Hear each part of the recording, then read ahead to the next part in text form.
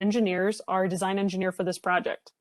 With us from the town is Renee LaFollette, the Director of Public Works and Capital Projects, Phil Jones, the Assistant Director for Capital Projects, Keith Wilson, the town's Land Acquisition Manager, Rich Williams, the Director of Parks and Recreation, Kate Trask, the Deputy Director of Parks and Recreation, and Karen Franklin, who will be handling technical issues tonight. Tonight, we will go over the project description, we'll go into a design presentation, and then we'll go over the next steps and schedule and have a question and answer session. Excuse me. The purpose of this project is to develop a 1,600-foot trail along the north side of Tuscarora Creek between the W&OD and Harrison Street. This will provide pedestrian and bicycle access to various facilities in the area, including Brandon Park, Catoctin Skate Park, and the Douglas Community Center. This project is the first of 2 phases. The second phase is a potential project that will continue the trail west from Harrison Street to Davis Avenue. Now I will turn it over to J2 to go over the preliminary design concept. Good evening, this is Ian Cathcart with J2 Engineers. So first I wanted to go over a few of the challenges that the design of this project is going to be encountering and trying to address. The first one, obviously, is the proximity to Tuscarora Creek itself and the floodplain associated with it, trying to make sure that we impact those as little as possible, and also mitigate potential flooding in the area, both for the trail and just in the existing corridor. There's also a lot of trees all throughout this area, both naturally existing and serving as buffers for businesses in the area. So we're also trying to preserve and replace as many of those trees as possible to maintain that ambiance throughout the trail. There are also several existing utilities within the corridor, both underground and overhead, that we need to protect and deal with appropriately. And we, of course, with any development project, we need to ensure that we're providing proper drainage for the site. Last but not least, there are some property access issues that I'll demonstrate, and some other just property that we need to protect, such as retaining walls and water features. So what I'm going to do is just go through the project, starting on Harrison Street, and just proceed from left to right, going along until we reach the W&OD Trail, and point out some of the existing features along the way. So right here at the beginning, as we connect to Harrison Street, there's a row of new and nice trees that serve as a buffer for the car dealerships that are right there, and obviously the properties on the opposite side of the creek. So the objective here is to minimize our impacts to those trees, maintain that buffer as much as we can, and we're going to even try to explore, if we need to shift the trail in order to do so, we're gonna make sure that we do that, because those trees are very protected, are very important for the area. As you proceed further to the right and get closer to the creek itself, there are some existing underground utilities in this area, some underground fiber lines, as well as some existing sanitary sewer that the town operates. So we'll need to be sure to protect all of those lines and prevent any disruptions to the service. Proceeding further to the right here, we get the portion of the trail that basically hugs the creek as much as possible. And you can see on the left side of the screen there are some more underground utilities. One of the reasons that the trail meanders around like it does there, that we need to protect, as well as making sure that we do not impact the creek itself as we get so close to it. As you proceed further to the right, there's an existing fairly large outfall ditch that collects a lot of water and dumps it into Tuscarora Creek. So the trail is going to have to cross that in some way. So we'll be exploring a couple of different options for how we can drain that appropriately.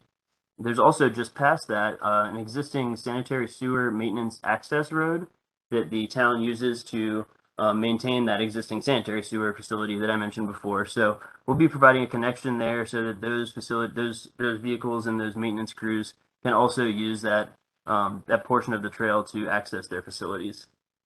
Just to the right of that, there are also some very flat areas that experience a lot of flooding and drainage issues, as you can actually see in the picture on the bottom left there. So we're going to see if there's anything we can do in this project to help mitigate that with any grading. We have to be careful because of the sensitivity of this area being within the existing floodplain, making sure that we don't cause rise there, but we do think that we can mitigate some of those flooding issues with this project. And then last but not least, on the far right side of the project, the far east end where we connect to the W&OD trail, you can see the trail sort of begins to meander away from Tuscarora Creek, but we get very close to some existing private property in this area and actually cross over it.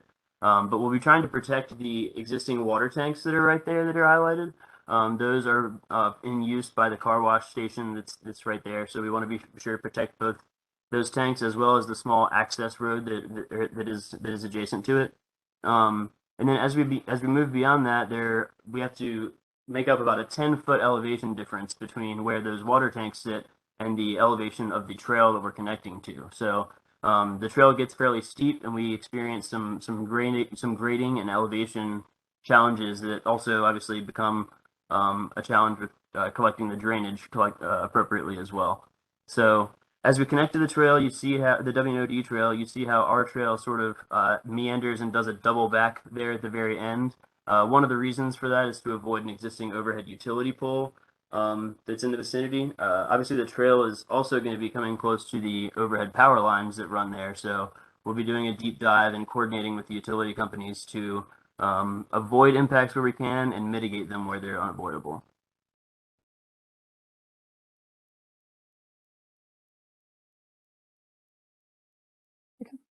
And then lastly, we have a slide here that just shows sort of what a typical section of the trail will look like. It'll obviously be 10 feet wide. And we'll have to make sure that the entire trail meets ADA requirements for accessibility. So some of that includes the cross slope of the trail, that 2% that's shown there, as well as the running slope, making sure that the grade is not too steep at any particular point. We'll also be making sure, like I mentioned earlier, to avoid creek impacts. So some of that involves just making sure that we set the trail at the right elevations to not create a situation where we're raising the existing ground above the creek and having to fill inside of it. And then lastly, grading the trail to make sure that it does create proper drainage and is able to be maintained. So like it's shown here, the water, all storm water in this case would run ultimately down to the creek. And while the trail may experience some flooding, it will at least be able to drain appropriately and won't get stuck in one place. Thank you, Ian. So at this point, for the rest of spring of 22, we will conduct the geotechnical investigations and the geotechnical report and submit the 60% construction plans. Then in the summer and fall of 2022, we will submit the 90% and 100% construction plans. This project is within the floodplain, so a floodplain alteration plan will be required. FEMA review is required for any work of this nature that's done within a FEMA regulated floodplain to prove that we are not having any adverse impact to the adjacent properties. We anticipate this taking approximately 8 months for completion around spring 2023. During FEMA's review, we can start the land acquisition process and begin utility relocations. So we anticipate a construction start of summer 2023 and to be complete around spring of 2024. This concludes our formal presentation. We will be posting the presentation materials on the website shortly. Now we will offer you an opportunity to ask questions about the project information. We do ask that you limit your questions to the broader topics of interest to all participants and contact me directly with any specific property questions. I will get those property questions over to Keith Wilson. We do have a few people on this call and we'll try to give everyone a chance to speak. However, we do plan to finish this meeting by 8 p.m. and we'll stop the question and answer session at that time. If we don't get to your question, please follow up with me directly. For those connected through an electronic device, you should have the ability to raise your hand. This slide includes some graphics to help you find the raise hand icon. For anyone with a raised hand, Karen Franklin will identify you by name and unmute you so you can speak. Once we have answered your question, please lower your hand so we know your question has been answered. For those who have called in, if we have time, we will unmute each of you to give you a chance to speak. In addition, we will also be monitoring the Q&A box for questions. Please make sure you direct your questions to all panelists to ensure we receive your question. Aaron, do we have anyone with their hand raised? I do not see any hand raised at this time. Okay. We do not have any Q&A questions yet, but somebody might be typing. I'll give them a few. And did anyone call into this meeting? Let me double check that.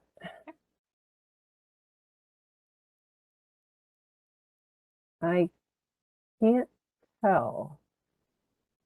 Yes, this participant joined the meeting from a mobile device. That doesn't necessarily mean they called in, does it? I think it does. Okay, so shall I go ahead and unmute the folks that called in to see if they have questions? Yep, just let them know that you are unmuting them. Okay, Christine S., I'm going to unmute you in case you have any questions. All right, you are unmuted. Do you have any questions? Oh, she muted back up. Okay. We do have a question in the Q&A box. Right. What kind of traffic is anticipated? So this is a pedestrian trail, so it should just be pedestrians and bicycles. Okay, so let me try unmuting another person. I have a Fran Lucas. I'm going to unmute you. You are unmuted. Do you have any questions? Not at this time. Thank you so much. Very good. Let's see. No other Q&A questions. So I have a Karina Perez. I'm going to unmute you. You are unmuted. Do you have any questions? No question, thank you. All right. Everybody else seems to be coming in through the computer system, Sarah. Okay. And I do not have any, wait a minute, is there another question? I have a second question from Sarah Richardson. Where does the trail originate? Okay, I can go back a few slides. So at the east end, it will connect to the WNOD by the Douglas Community Center. So this is the entrance, the back entrance sort of from the WNOD to the Douglas Community Center. And it will end, this is Brandon Park right here at Harrison Street. Okay, I still don't have any hands raised. And I do not have any more questions at this point. Sarah, will there be a connection from this trail to the skate park? There will be. It is not shown right now. We do still need to figure out the details on that, but it should be near this utility access road. Thank you, Renee. All right, we do have a follow-up question from Sarah Richardson. What is the goal of this trail? I'll answer that one, Sarah. The goal of this trail is to connect parks to the WNOD trail so that we have connectivity through town. It's part of the Bikes and Trails Master Plan that was part of the town plan.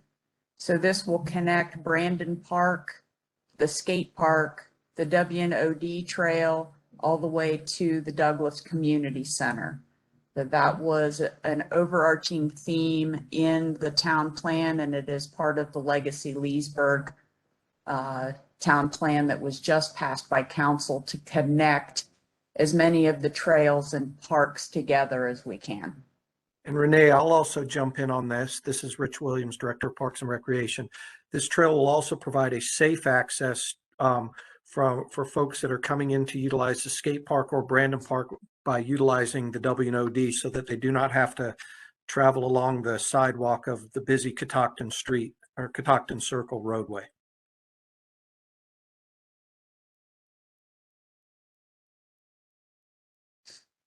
All right, I do have another question. How is the trail crossing Harrison Road? So with this phase, it will not. It will connect by the connection at Brandon Park, and that's where it will end. Phase 2 will continue from Harrison Street to Davis Avenue, but that is still a potential project for the future. We don't have that hashed out yet.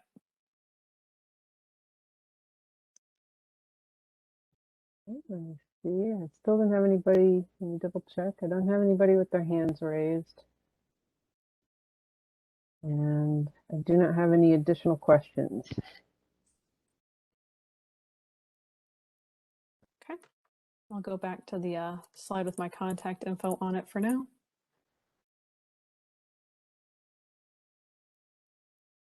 And one of the questions, just real quick on the crossing of Harrison Street, that is something that has been discussed at the Standing Residential Traffic Committee.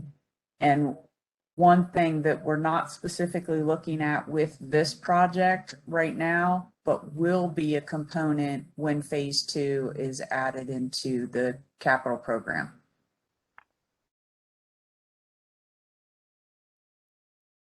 All right, I do not have any additional questions at this time, Sarah. Okay. We'll give them a few minutes. It's hasn't been very long, so we can stay on for a little bit.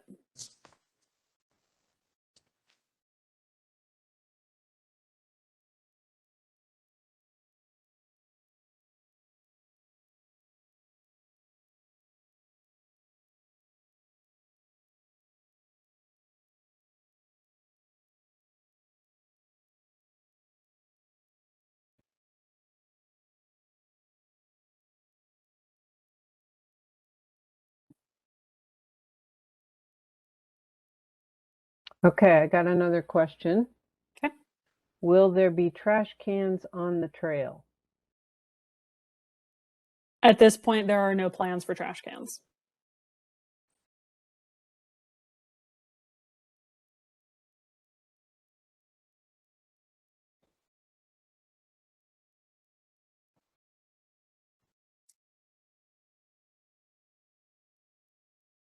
All right, no more questions at this point. Okay. I